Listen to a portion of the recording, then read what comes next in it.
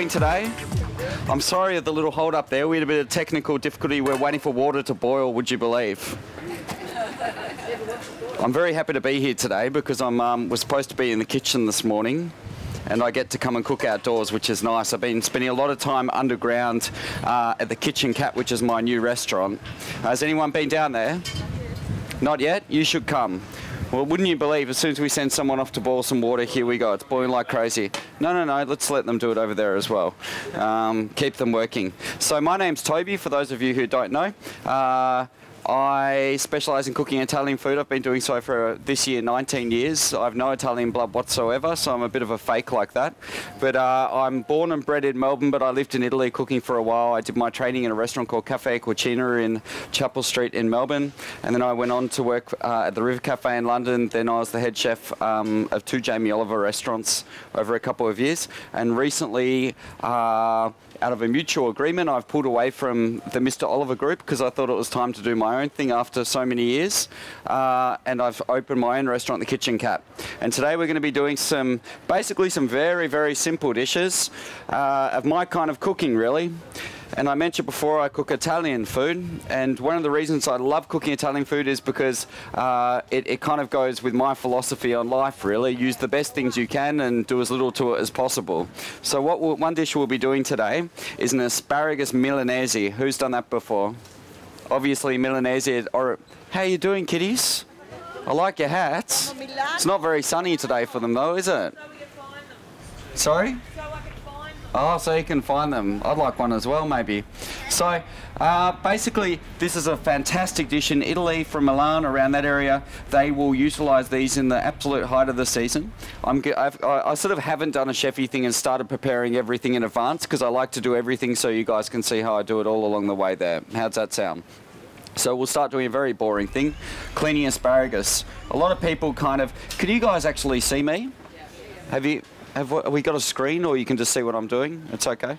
A lot of people basically just take a knife there. The way I was shown is just to bend it, and where it naturally breaks off is where the woody bit will pull away. These are fantastic for soups and stocks, so don't throw those away. I'm going to throw them away today, but if anyone would like to take them home, you're very welcome to as well.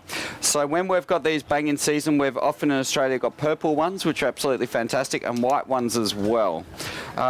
Today we're using greens because I was at the market very, very early this morning, and that's what I had available. So for this dish, for one portion, I'd probably use about 5 or 6 spears. I'll make a slightly bigger portion today because there's probably a few more than 6 or 8 people that want to have a taste of this. So what we do, I'll just put these off to the side there. We're just going to blanch these pretty quickly. We don't need to like absolutely cook every single nutrient and goodness out of this, so we just want to cook it till it's al dente. Normally we use that terminology for pasta, which means to the tooth, so it should have a little bit of a crunch in there. I like to cook all my vegetables al dente, so they're still vibrant and green, and I've got lots of flavour in there. Boiling water, I've put a good amount of salt in there, and the reason I've salted that water is because we want to season the vegetables while they're cooking as well. A lot of people season after, which you can do also, but with potatoes and all vegetables, I always season the water. You guys sit down there. I'm sorry, we probably haven't got enough chairs for you all. So they can go straight into the water. And I'm about to do a very unhealthy thing and make what we call a beurre noisette. Does anyone know what that is? Brown butter, exactly. And a lot of people think it's strange to be serving that in pasta. In Italy, we do almost like a lot of pastas with beurre noisette, especially things like filled pastas and gnocchi and things like that. In my restaurant at the moment, I've got 2 different variations of beurre noisette with 2 different pasta dishes. I've got a tortellini. We've got a huge rotisserie in there at the moment, and we roast free-range organic chooks every night. And when we have that anything left over, the next day, I put that into full-fat milk with a little bit of lemon and a little bit of sage, and we cook that out for about 2 or 3 hours over a very slow heat, and it puts a lot of moisture into the chicken and also gives it a lovely richness as well. You actually get, I should probably keep going.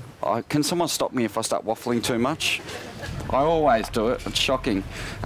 So basically what we end up with there is you get the curds in the way and the milk actually split, and you get the fat from the milk actually starts to coat all that chicken and give it a beautiful richness.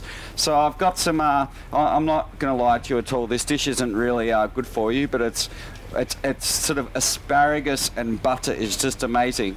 And because this is a very simple dish, using simple flavors, what we don't want to do is skimp on the ingredients. We've got beautiful asparagus, and I'm using about a $12 pack of butter, made in France, Le Skewer butter. Of course, you could use any type of butter. Don't use margarine or something like that. Now, beurre noisette is actually kind of hard to make it well. Oh, hello there. Are you good? Michael, everybody, how you doing? Michael's from England. How was the restaurant last night? Good, good. Sorry? No. This is something different. So, oh, how you doing? You good? So beurre noisette, basically butter in a pan, and we're going to cook that out till it starts to foam, and you'll see what I mean in a minute. What will happen is it goes to a point where it's going to start to burn, but we don't want it to burn. We want to get it just as those nutty flavors are coming through. And a good little trick you can use is if you can see it starting to get away from you and starting to go too dark, you take a tiny bit of lemon and just squeeze it into there, and the acid in the lemon will stop that butter cooking anymore. It'll basically retard the cooking process immediately. So we just want to get this going. So what I'm going to do now is basically, as soon as these guys are ready, they're going to go into the butter, and we're going to kind of toss them through that butter and get a little bit of more salt and pepper into there as well. So I'm just going to have a little test of these. I was using these in the kitchen, and someone said they're the knives they use on MasterChef. Did they use these or something? They're ceramic. They look plastic. Very good. Very, very good. Okay, so those asparagus are almost there. And this is starting to foam up quite nicely as well. Now, what we do, asparagus, when they're cooked, they're going to go into there. We're going to toss them around to get the buttery flavors into there, and I'm also going to put a very small amount of cheese to coat that as well. And that cheese will go golden along with the butter as well. Once I take those out, we're going to cook off an egg, and in this case, we're going to do it traditional in the style of Milan, and we're actually going to use a duck egg. But you could use a chicken egg if you wanted to as well, or if you want to get very fancy, you could even use a quail egg, which would be quite fantastic. Okay, so this is starting to turn now. So one thing you want to make sure is water and fat does not go together. I remember a friend, can you guys block your ears for a second, please? A friend of mine, when I first started cooking, because I didn't know about deep fryers or anything like that, he said go and throw an ice cube in the deep fryer at work, which of course I didn't do, but it would be a very dangerous thing. So you want to get as much of the water out of there as possible. Can you guys smell that? I think I've got the wind on my side today. So I've got a little bit of salt into there.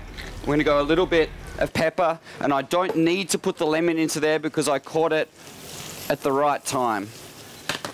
So why don't I take this other pan here, and we're going to cook. Actually, you know what? I might do it all one pan cooking. We have the means to do so. Can you grab that for me, champ? Thank you. So we can pop the asparagus. It was a little bit funny before, because I don't know if you've realised, but this little stove I'm working on is on a slight slant, and this pot kept on sliding down this way a little bit. It was like faulty towers.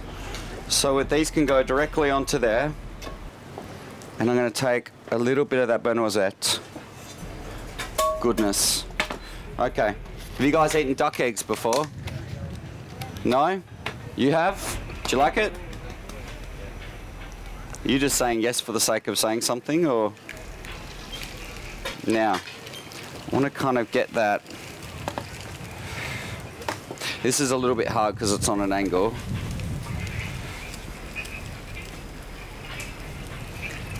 Do we have a little spatula thing? Are you able to pass me one? Yeah. If we have one? Actually, yeah, I don't think we do. It's all right. Knife will do. Yes, you found it. Okay.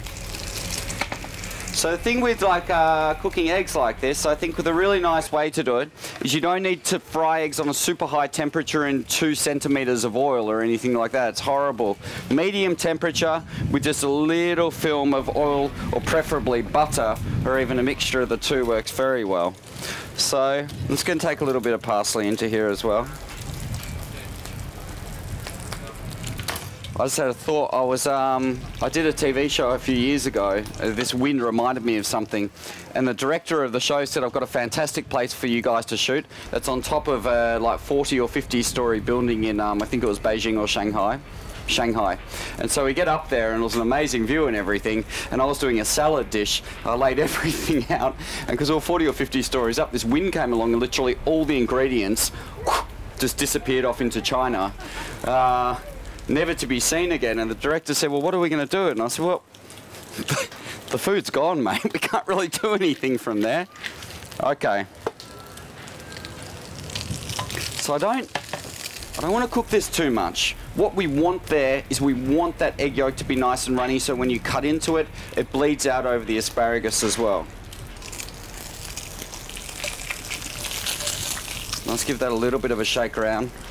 This is my absolute favourite kind of food. Let's give it a second longer. And we can go straight onto here, and I will put all that lovely butter around there. I'm just going to put that down there if you wouldn't mind grabbing it in a sec. That's pretty easy. Yeah? You guys can make that at home? I think you can. Ladies and gents, it's my first dish, Asparagus Milanese. Local organic asparagus. Little bit of Parmigiano Reggiano over the top. Beurre noisette. And a duck egg. Thank you very much.